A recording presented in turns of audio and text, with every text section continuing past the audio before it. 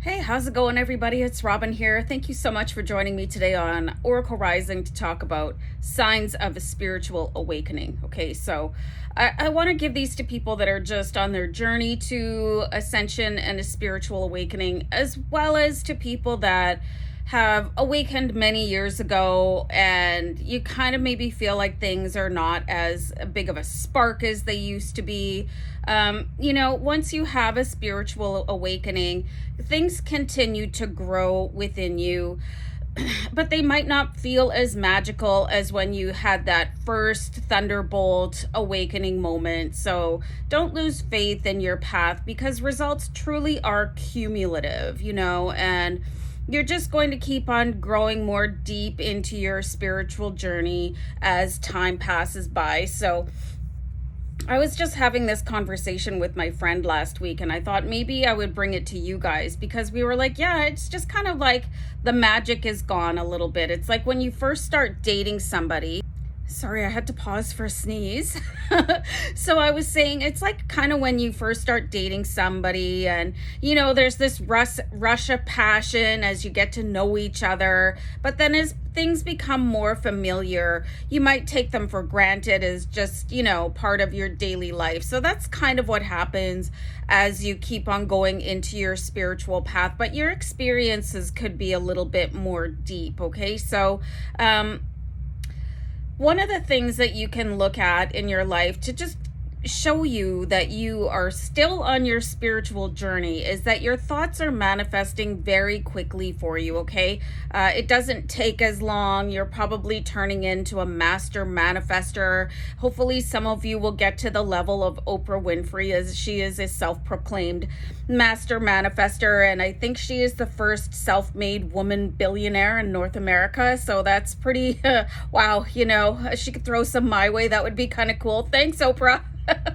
So anyway, it can be just something as small as manifesting somebody's text message, but you have to really pay attention to things like that. You could manifest a green light instead of a red light. You could manifest a cup of coffee, just really. You have to pay attention to the small things, because it's not always about the big things in life, especially when it comes to your spiritual awareness, okay? You could be manifesting messages from your guides, just all these little tiny things, and still finding magic in them, not just saying, oh, well, that's kind of par for the course, okay?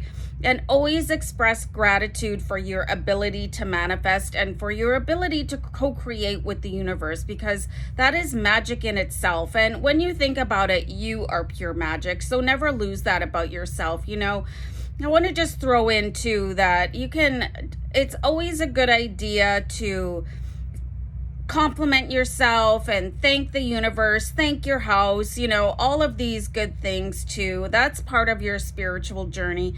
Maybe something that you haven't been doing for a little while. So don't forget about that stuff, because that creates the magic in your spiritual journey as well. Okay, so I find the second one is really, really big for me. Really needing alone time, like separation from longtime friends and possibly your family, with a few exceptions. I'm not talking about going into a hermit mode. It's just being a little bit more comfortable in your own skin. You self-entertain, you're very content, you don't feel lonely. There's a difference between being alone and feeling very lonely, and that's like a hermit mode can feel like very destructive. But this time where you're like, I'm okay, and I have my guides here with me, and maybe I'm just going to meditate for a couple of hours or do yoga instead of go out with my friends down the pub or something like that. So you have to look at just these little things that I was saying before, and it is all part of your spiritual journey.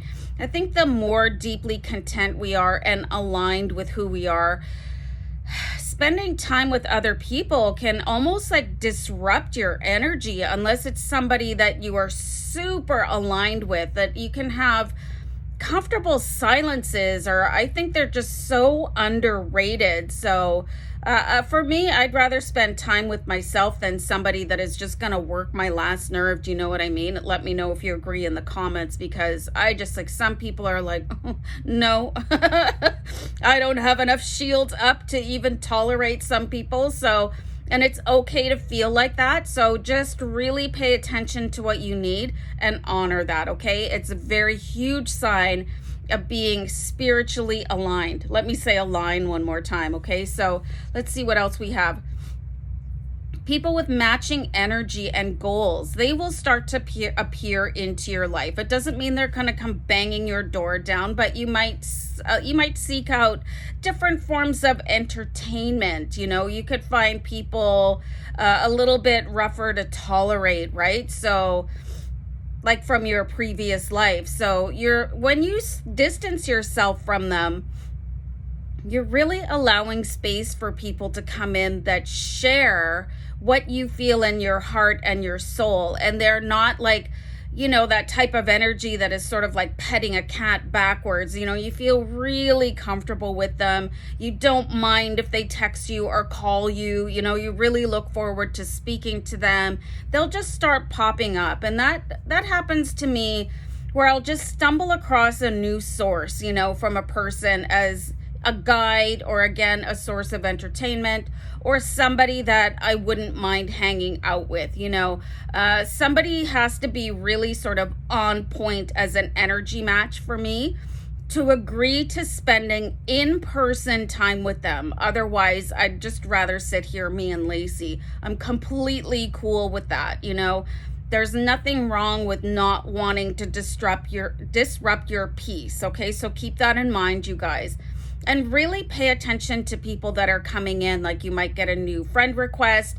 You might get a new, like a new yoga guide, or, you know what I mean? Somebody that you wouldn't mind meditating with. This is all beautiful, and it's matching your energy. And then these connections should really help, you know, extend out to more connections if that's what you're seeking. Okay. So the fourth thing I have here is like really just looking at everything and thinking how beautiful that is. You know, sometimes things are not very attractive, but there is a deep beauty in everything that is happening in the world.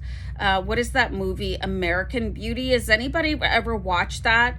You know, it was so cool where the dude, I have no idea what his name is, like he was filming sort of a tornado of garbage, and everybody else was looking at him like he was a lunatic, but he was a deeply sensitive person. And my favorite things to watch are things in nature, like the wind blowing in the tree leaves, and, you know, just looking at flowers, and, you know, the clouds. And I love bird watching. Like, I'm not out there with a pair of binoculars like hiking through the woods. No. But I get birds showing up in my yard, and I'm like, wow, that is so beautiful, just the way it moves.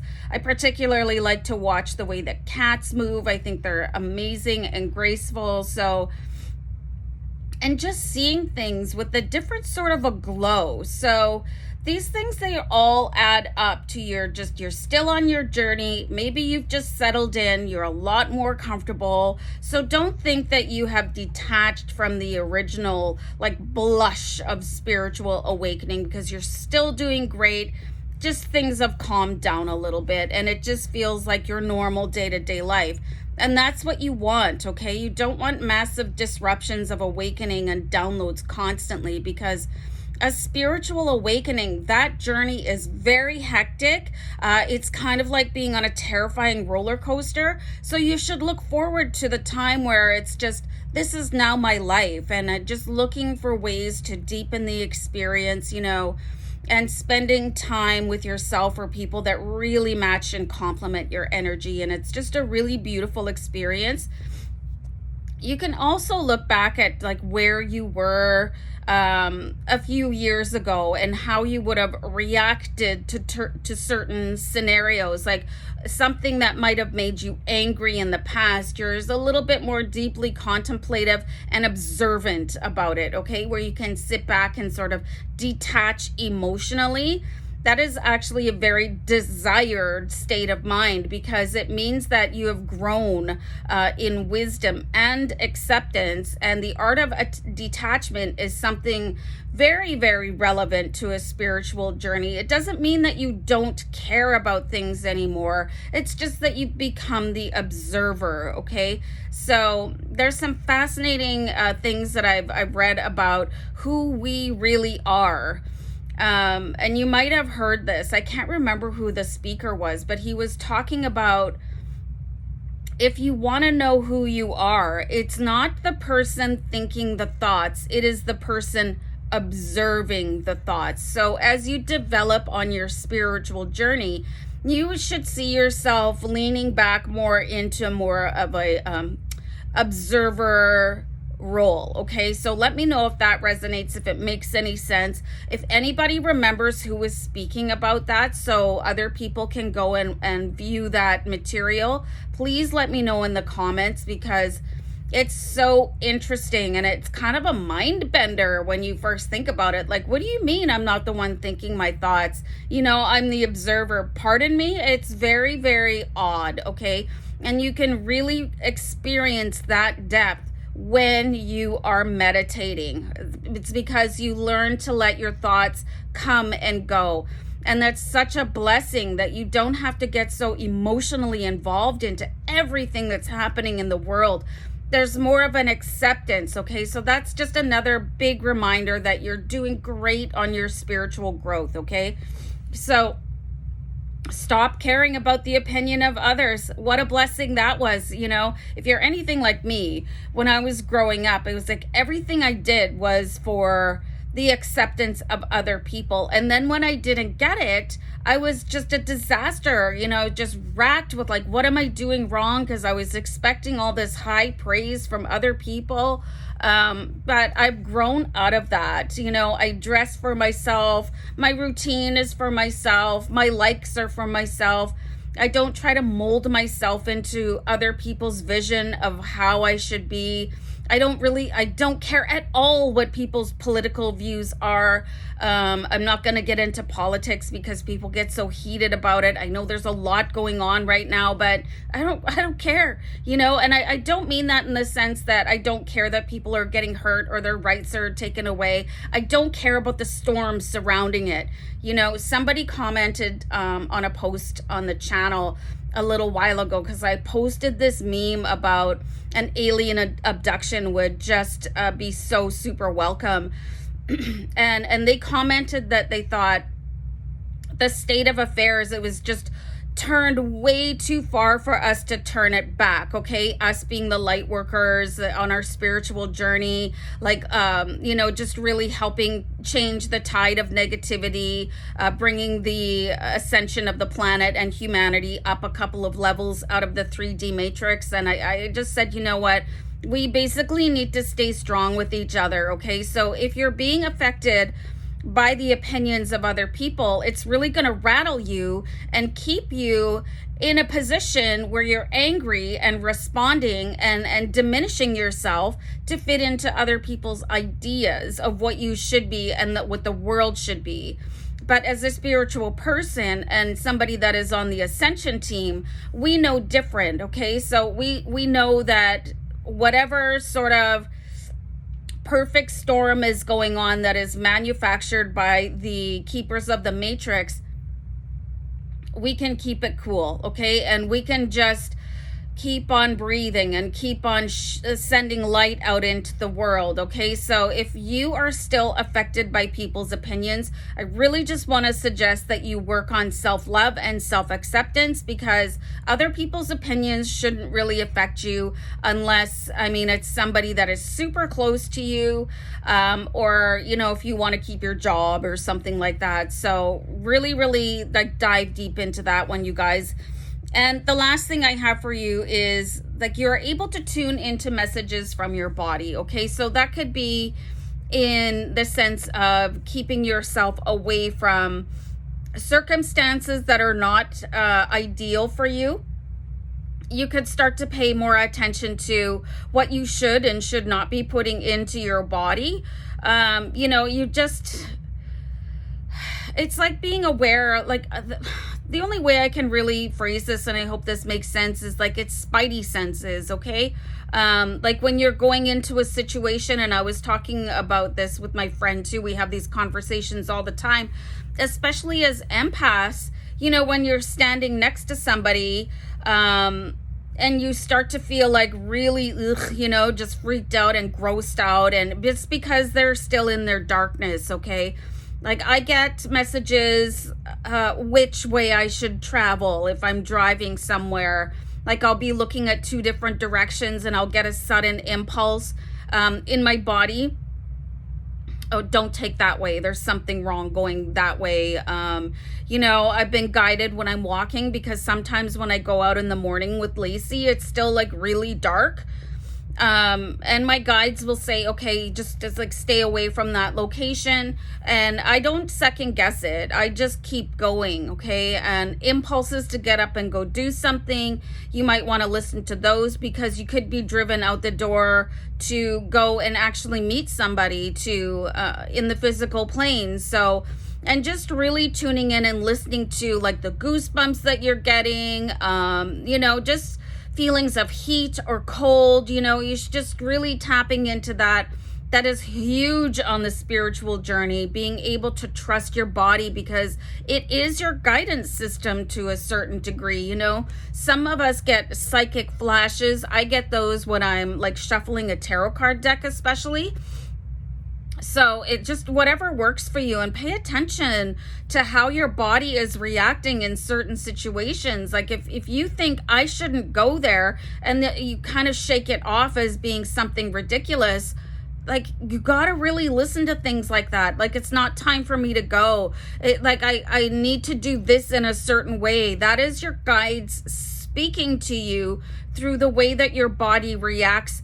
And it's like, it can be like a precognition of situations that are going to happen.